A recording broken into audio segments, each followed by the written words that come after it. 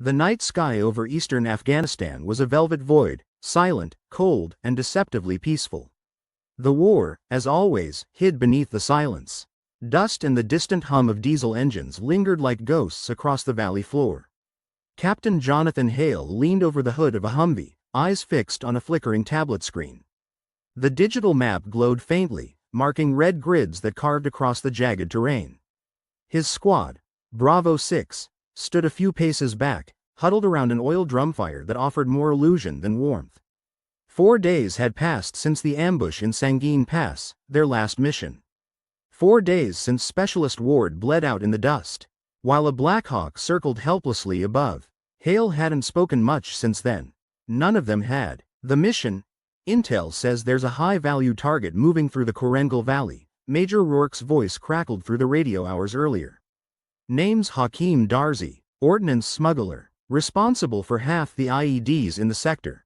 You take him out, Hale, you save lives. A lot of them. Hale knew the valley well, it was a graveyard. Locals called it the Valley of Echoes, because every firefight shouted back tenfold. The mountains ate sound and spat death. Now, as dawn painted the ridges gold, Bravo 6 loaded up. The convoy consisted of 2 Humvees and a MRAP. At the rear, the squad. Captain Hale, team leader, calm, weathered, eyes hard as the mountains.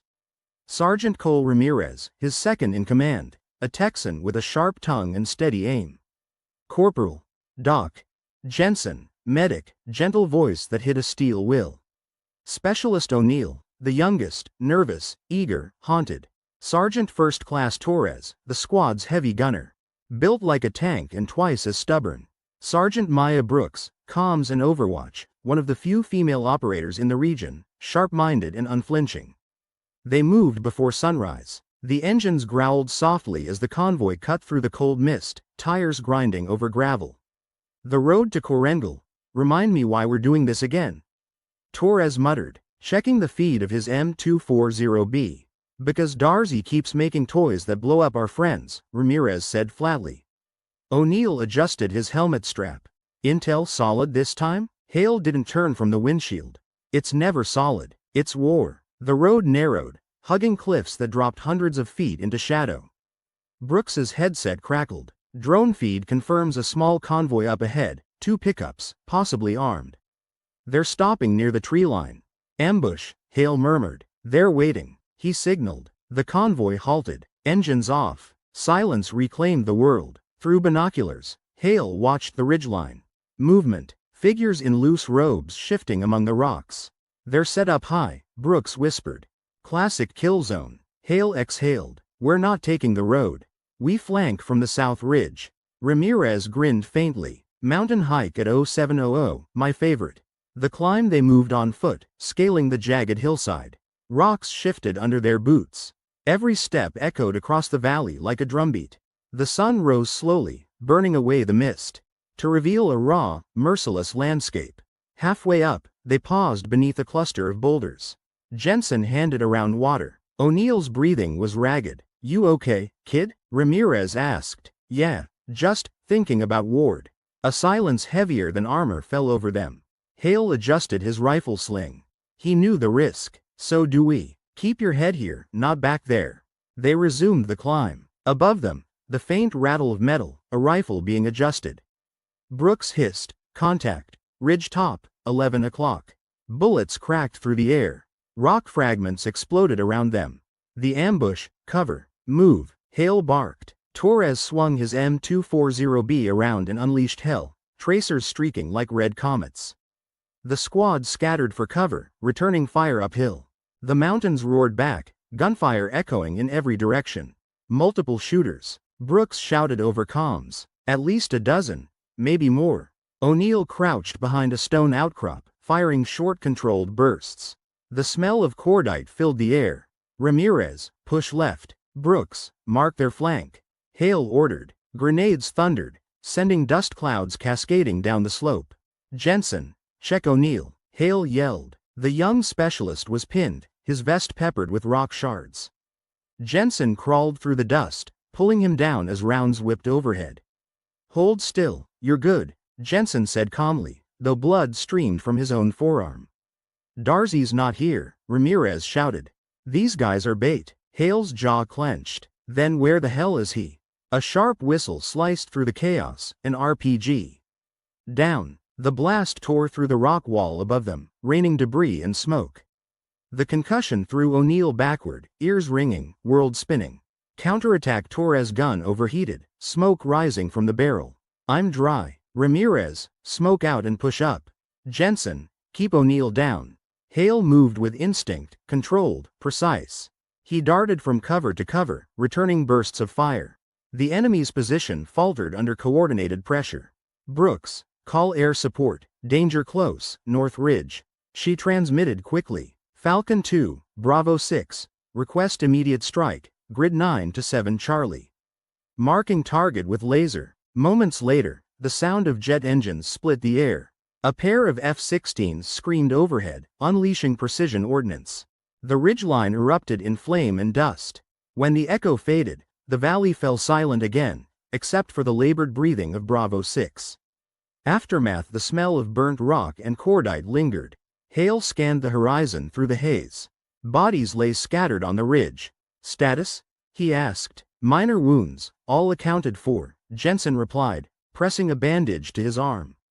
Enemy? Wiped, Torres grunted. No sign of Darzi. Hale kicked at a broken rifle, frustration burning in his chest. He's playing us. He knew we'd come through here. Brooks frowned at her tablet. Intercepted comms showed chatter from the next valley east. Could be him moving supplies. Then we move, Hale said. Sir, Ramirez interjected, the men need rest. We've been out here 40 hours. Hale hesitated. He looked at their faces, dust-streaked, eyes hollow but resolute. 2 hours. Then we go. Night in the valley. That night, they camped at the edge of the tree line.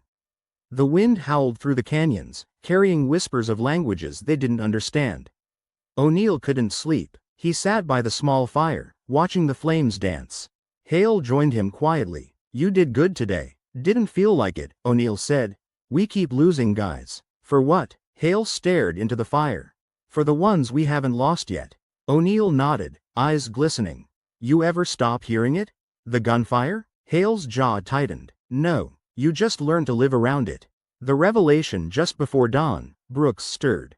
From her tent, her radio buzzed faintly, encrypted chatter in Pashto. She listened carefully, translating on the fly. Captain, she said, stepping into the cold air. They're talking about Hakim Darzi. He's heading north to Shigel, across the ridgeline. He's moving tonight. Hale was already awake, cleaning his weapon. Then we move now. Within minutes, Bravo 6 packed up and advanced. Under cover of dawn, cutting through the valley's shadowed heart. The final push. By mid-morning, they reached a narrow defile, a natural choke point leading into Shigel. Perfect for an ambush. Eyes up, Ramirez warned. Feels wrong. As if on cue, the first shot rang out. A sniper round snapped past Hale's ear, embedding in a rock behind him. Contact front. Multiple shooters. They dove for cover. Brooks triangulated the sniper's position and relayed coordinates. Torres unleashed suppressive fire. Ramirez, flank right with O'Neill. Jensen, stay with me. Hale shouted. They maneuvered under relentless fire. The valley exploded with sound, rifles, grenades, and shouting in 3 languages. Then, amid the chaos, a new voice crackled through Brooks's comms, unfamiliar, calm, chilling. Captain Hale, the voice said in accented English. You are far from home. Leave this valley and live. Hale froze. Darzi, how do you know my name? I know all who hunt me, Darzi replied. But you do not know what you are dying for. Hale's eyes narrowed. I know enough. He signaled Ramirez. Light him up. Grenades rolled down the slope, detonating in thunderous unison. Dust swallowed everything. When it cleared, the enemy positions were empty. Darzi gone. Extraction, Falcon 2, this is Bravo 6, Brooks radioed. Mission compromised. Target escaped north. Requesting exfil at LZ Echo. Copy that. ETA 20 minutes, came the reply. As they moved toward extraction, the mountain seemed to close in around them. Like the valley itself was alive, breathing, watching. At the landing zone, the Blackhawk's rotors thundered overhead. One by one, they climbed aboard. Hale took a last look at the valley below. Smoke curled from the distant ridge like a scar that wouldn't heal. Ramirez shouted over the noise, "We'll get him next time." Hale didn't respond. His eyes stayed fixed on the horizon, because deep down, he knew, the Valley of Echoes wasn't done with them yet. To be continued?